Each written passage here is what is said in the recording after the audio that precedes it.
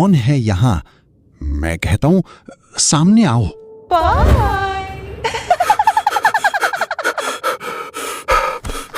श्री गुरुचरण सरोज रज निज मन मुकुरु सुधारी बरनौ रघुबर बिमल जसु जोदाय कुफलचारी बुद्धिहीन तनु जानिके सुमिरौ पवन कुमार बल बुद्धि विद्या देहु मोहि हरहु कलेश विकार।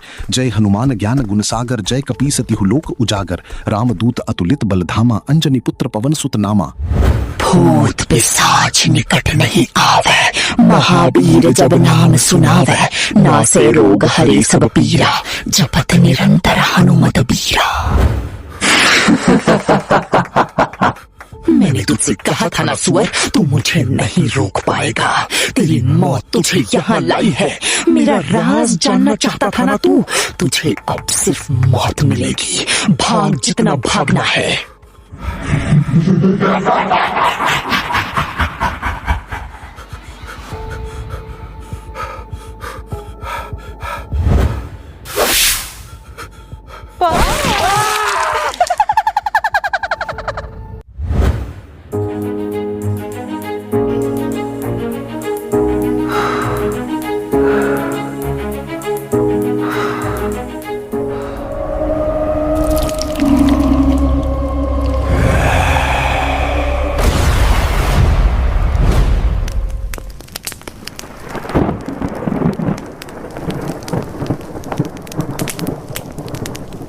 दादाजी आ गए।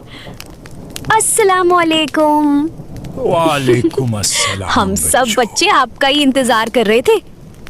आज भी बढ़िया सी कहानी सुनाओगे ना आप? क्यों नहीं मेरे बच्चों, तो सुनो। ये कहानी ऊटी के एक जंगल से शुरू होती है।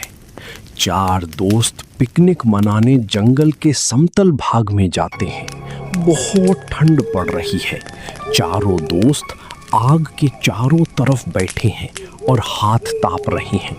तभी एक लड़का वहां से उठकर जंगल की तरफ जाने लगता है।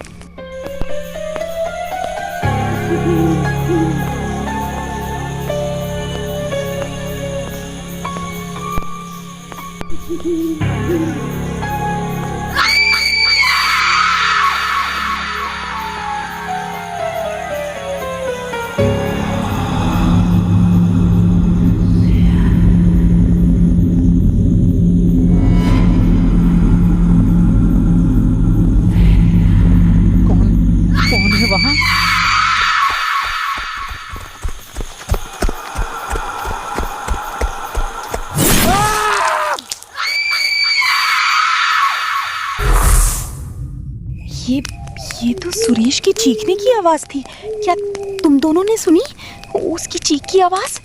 हाँ रीमा, चलो चलकर देखते हैं क्या हुआ उसको। सुरेश की चीख की आवाज सुनकर तीनों जंगल की तरफ चल पड़े। नहीं, सुरेश को कौन ले गया और कहाँ? रीमा रुको, वहां मत जाओ। रीमा अचानक उस घेरे के पास पहुंचकर गायब हो जाती है। लेकिन कुछ पल बाद ही फिर से वही घेरा बनता है और रीमा उस घेरे से वापस आ जाती है। समीर और दिव्या दौड़कर उसके पास जाते हैं।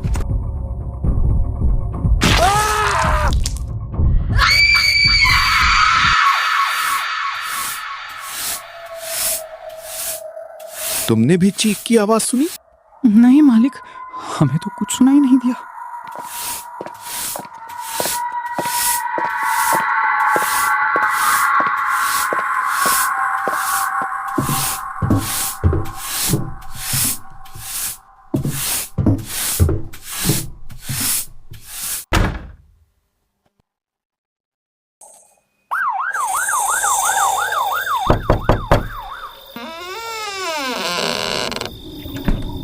रामू, कोई मुझसे मिलने आया है क्या?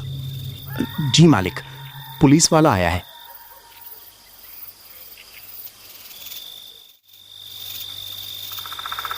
इंस्पेक्टर साहब, जंगल में कुछ हादसा हुआ है क्या?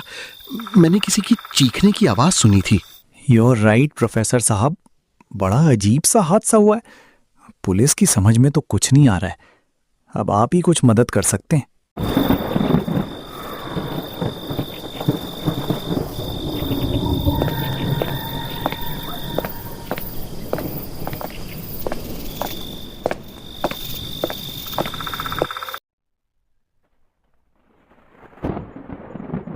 ये उस लड़की का दोस्त है सर। उसके माथे पर गंभीर चोट आई है। उसे भी यकीन नहीं हो रहा है कि उसकी अपनी दोस्त ने कैसे जानवरों की तरह उस पर अचानक हमला कर दिया और खुद भी बेहोश होकर वहीं गिर गई। वो लड़की कहाँ है? डॉक्टर अभी उस लड़की के पास किसी को जाने नहीं दे रहे हैं, लेकिन आप उसे दूर से देख सकते हो।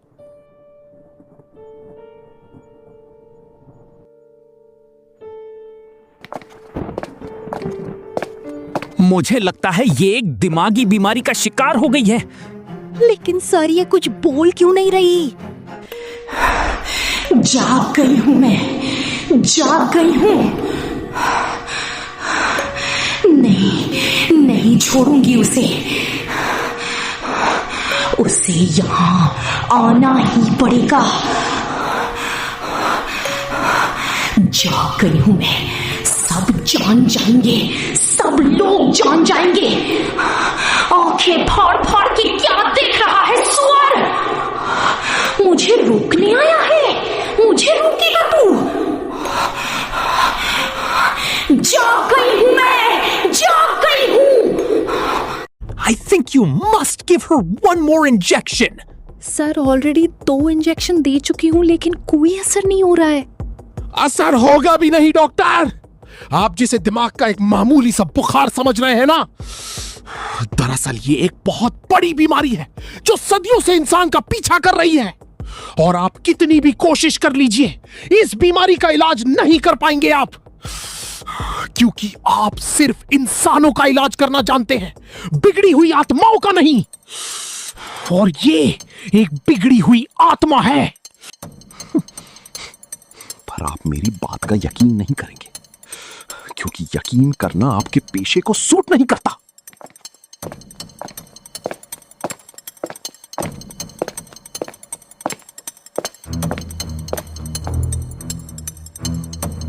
असली वार तुम्हारे ऊपर नहीं, उस लड़की के ऊपर हुआ है। वक्त बहुत कम है, उसका शरीर उस आत्मा को ज्यादा देर बर्दाश्त नहीं कर पाएगा, फट जाएगा। बचाना चाहते हो उसे? कहां हुआ था ये सब? कहां हुआ था ये सब? सुरेश की चीख की आवाज सुनकर हम तीनों जंगल की तरफ भागे। हमने देखा कि सुरेश को कोई अनजानी शक्ति हवा में उड़ाकर एक पीले से घेरे में ले गई। रीमा दौड़ती हुई उस घेरे की तरफ भागी और वो भी गायब हो गई। मैं और दिव्या वहां आगे खड़े थे। तभी अचानक वो पीला घेरा फिर से बना और रीमा उसमें से निकलकर जमीन पर गिर पड़ी। मैं और दिव्या दौड़कर उसके पास पहुंचे कि तभी अचानक रीमा ने एक जोरदार मुक्का मेरे सर पर मारा और बेहोश हो गई। उसके करीब जाते वक्त तुम्हें कैसा लगा? मुझे तो लगा कि वो मर गई। इसके अलावा कुदरत का कोई इशारा, कोई तेज हवा का झोंका जो तुमसे कुछ कहने की कोशिश कर रहा हो? नहीं। उसके पास जाने पर तुम्हें उसके चेहरे में किसी और का चेहरा नजर आया? नहीं, उसकी आंखों में किसी तरह का खौफ नजर आया? नहीं, दरअसल सब कुछ इतनी जल्दी जल्दी हो गया, कुछ पता ही नहीं चला। अरे हाँ, जितनी जोर से उसने मुझे मारा था, इससे तो यही लगता है कि ये काम किसी इंसान का नहीं, यकीनन किसी बुरी आत्मा का है। ये आत्माएं ऐसी जगह से ही अपनी शक्तियां हासिल करती हैं जहां पर कभी ना कभी कोई दुर्घटना हो चुकी हो, और ये जगह भी कुछ वैसी ही है जहां पर कोई ना कोई पाप या कोई हादसा हो चुका है। तुम लोगों ने इस जगह पर आकर उस सोई हुई आत्मा को जगा दिया।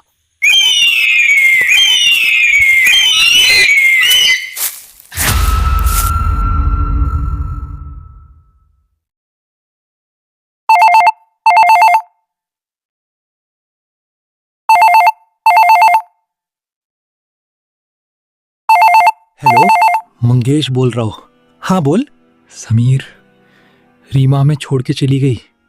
वो मर गई मैन, मर गई। क्या? अभी तो बस ये शुरुआत है।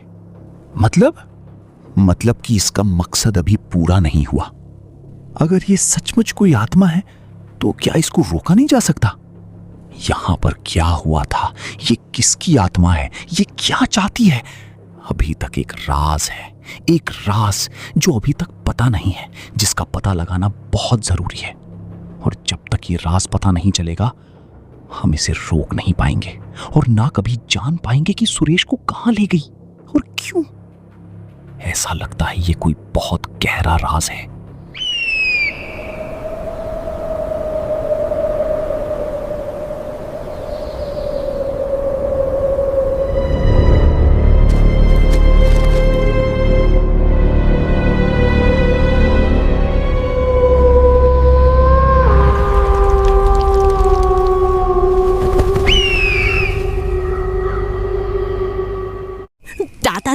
क्या प्रोफेसर अग्निहोत्री उस आत्मा के राज का पता लगा पाएंगे?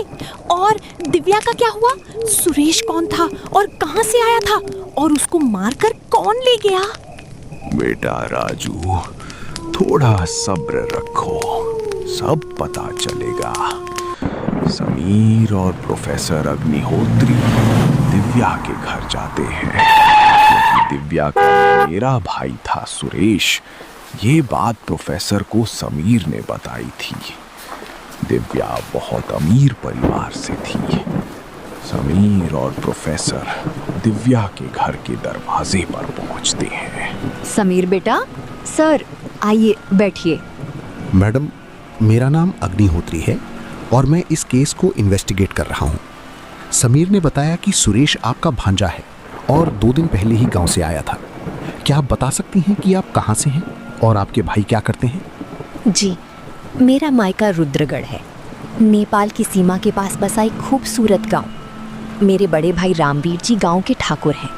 क्या आपने उन्हें सुरेश के लापता होने की खबर दे दी है? जी हाँ, मैंने उन्हें खबर दे दी है। वो कुछ ही देर में पहुंच जाएंगे। गुड।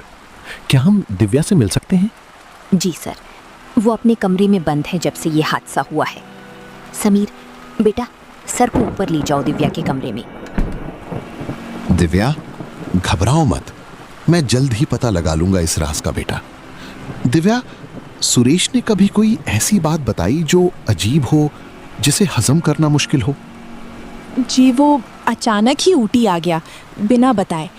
मैंने उससे पूछा तो उसने कहा कि गांव में कुछ भी ठीक नहीं है और तुम ज्यादा सवाल मत पूछो, मुझे बहुत तेज भूख लगी है, कुछ खाने को दो। वो बहुत ही अजीब व्यवहार कर रहा था। ये सब क्या हो गया हमारे सुरेश के साथ? लेकिन आप फिक्र मत कीजिए, प्रोफेसर अग्निहोत्री ढूंढ लाएंगे उसको। कौन है ये प्रोफेसर? जी, वो ऊपर समीर के साथ दिव्या के कमरे में बैठे हैं। अच्छा, तुमने उन्हें कुछ बताया तो नहीं? नहीं भैया, मैंने उन्हें कुछ नहीं बताया। ठीक किया तुमने रुक्मिणी, हम ऊपर जाकर उस प्रोफेसर से मिलकर आते हैं।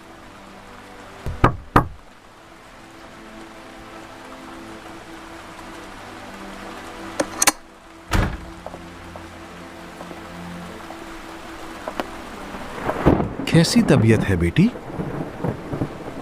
मामा जी नमस्ते। मुझे नहीं मालूम सुरेश को कौन ले गया और क्यों ले गया और कहाँ ले गया। हम तो बस चिल करने गए थे क्योंकि सुरेश बहुत अपसेट लग रहा था। हमारी दोस्त रीमा भी मर गई। सब मेरी गलती है, हमें वहाँ जाना ही नहीं चाहिए था। बस करो बेटी, तुम खुद को दोष मत दो। ये होना तो पहले से ही तय था। ये होना तो पहले से ही तय था, इस बात का क्या मतलब है ठाकुर साहब? मामा जी, ये बात तो मुझे भी समझ नहीं आई। इसका क्या मतलब है कि ये होना पहले से ही तय था? प्रोफेसर साहब, कुछ बातें राज ही रहें तो बेहतर है। और दिव्या बेटी, इसी में सबकी भलाई है। कैसी भलाई अंकल? आपका बेटा लापता हो गया और हमारी दोस्त रीमा मर गई और आप बोल रहे हो कि इसी में सबकी भलाई है? आप क्या छुपा रहे हो अंकल? बस, अब बहुत हुआ। मैं कुछ नहीं छुपा रहा हूं। और प्रोफेसर साहब, आप भी इस खोजबीन को यहीं रोक दीजिए।